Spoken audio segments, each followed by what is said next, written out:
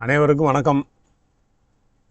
அன்பு astrology channel வழங்கும் அன்பே யோகம் நிகழ்ச்சியில் நாம் இன்று காணப்போவது மார்ச் மாதம் நடந்த சனி பகவானின் சனிப்பெயர்ச்சி பலனை பற்றி பார்ப்போம். நண்பர்களே, கன்னியா ராசிக்கு எப்படி இருக்கும் என்று பார்ப்போம்.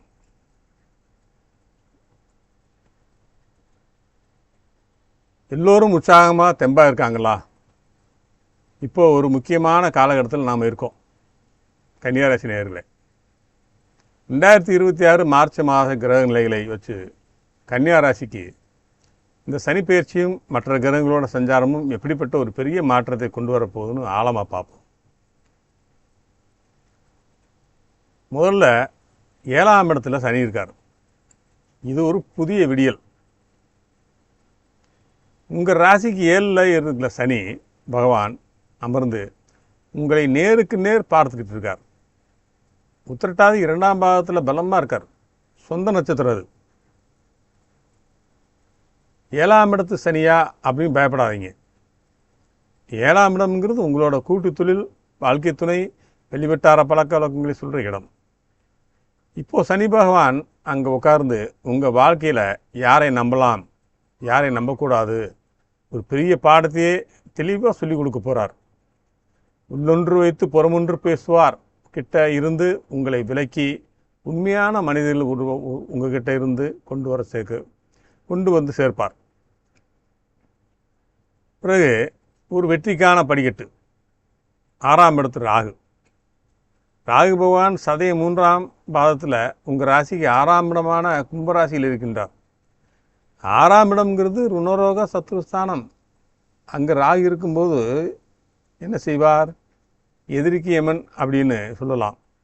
உங்களை வீழ்த்த நினைச்சவங்க எல்லாம் இப்போ காணாமல் போயிடுவாங்க. இதுவரைக்கும் உங்களை பயன்படுத்திய கடன் பிரச்சனைகளோ தீராத வியாதிகளோ இருந்தால் அதிலிருந்து ஒரு பெரிய விடுதலை இப்போ கிடைக்கும். உங்கள் தைரியம் அசாத்தியமாக கூடும். அதே சமயம் கேது பகவான் பூரம் 1ஆம் பாதம் சிம்ம ராசியில், உங்கள் ராசிக்கு அது 12ஆம் இடம், சிம்ம ராசியில் இருக்கின்றார். இது ஒரு விதத்தில் மோட்சஸ்தானம். சுப விரயங்கள் நடக்கும். அதாவது வீண் செலவுகள் இல்லாமல் ஒரு வீடு கட்டுவதோ, சொத்து வாங்குவதோ, இல்லை ஒரு புனித யாத்திரை போவதோ, இது போன்ற விஷயங்களுக்கு வழிவகுக்கும். ஆன்மீக விஷயங்கள் அதிக செலவாகும், அதிகமாக ஈடுபாடு இருக்கும். தேவையில்லாத அலைச்சல் குறையும், தூக்கம் நிம்மதியாக இருக்கும். இப்போது அந்த எல்லாத்தையும் விட முக்கியமாக ஒரு குரு பகவான் 10ஆம் இடமான மிதுனத்தில் 90% நட்சத்திரத்தில் கம்பீரமாக உட்கார்ந்துருக்கார். குருவோட 5ஆம் பார்வை உங்கள் 2ஆம் இடமான துலா மேலே விழுகுது. அப்போது என்ன நடக்கும்? காசு பணம் கை மேல் வரும், தனநிலை உயரும். குருவோட 9ஆம் பார்வை உங்கள் 6ஆம் இடத்துல விழுந்து அங்கே இருக்கிற ராகுவோட வீரியத்தை ஒரு கட்டுக்குள்ளே கொண்டு வரும்.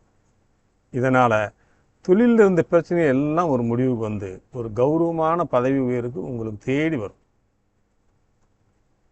கன்னிராசி நேயர்களே, கிரகங்கள் இப்போது ஒரு அழகான கோணத்தில் அமைஞ்சிருக்கு. சனி பகவான் உங்களை உழைக்க வச்சாலும் குரு பகவான் அந்த உழைப்புக்கேற்ற லாபத்தை வாரி வழங்கப் போகின்றார்.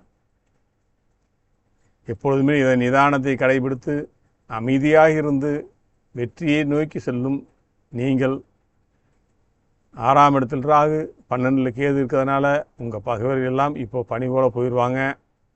மனசில் ஒரு புத்துணர்ச்சியோடு இன்றைக்கே களத்தில் இறங்குங்க. விதி வெளியது தான், ஆனால் மதியால் விதியை வெல்லலாம் அப்படிங்கிற பலநிதிக்கேற்ப உங்கள் அறிவாற்றலும் உழைப்பும் இந்த மார்ச் மாதத்தில் ஒரு பெரிய வெற்றியை நீங்கள் சுவைக்க போகிறீங்க. கவலைப்படாதீங்க, காலம் கனிய போகுது. அதிர்ஷ்ட கதவை தயாராக வச்சுக்கோங்க. இந்த சனிப்பெயர்ச்சி உங்களுக்கு நல்ல விளைவுகளை தரும்.